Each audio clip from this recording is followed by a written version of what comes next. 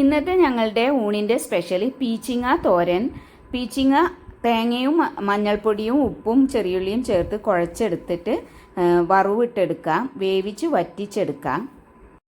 മത്തൻ മുതിരപ്പയർ എരിശ്ശേരിക്ക് മത്തൻ മുറിച്ച് മസാലപ്പൊടികളൊക്കെ ഇട്ട് കൊടുത്ത് വേവിച്ച് വറ്റിച്ചെടുക്കാം.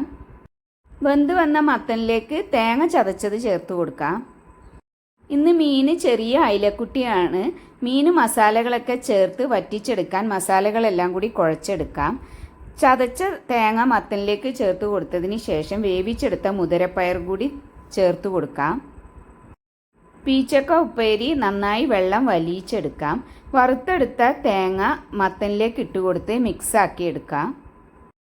മസാലകളൊക്കെ കുഴച്ചെടുത്തതിന് ശേഷം പുളി ഒഴിച്ച് കൊടുത്ത് അതിലേക്ക് മീൻ ഇട്ട് കൊടുത്ത് വറ്റിച്ചെടുക്കാം. ഇത്രയുമാണ് ഇന്നത്തെ ലഞ്ചിൻ്റെ ഞങ്ങളുടെ വിഭവങ്ങൾ. വീഡിയോ ഇഷ്ടമായെങ്കിൽ like, share and subscribe please. Thank you.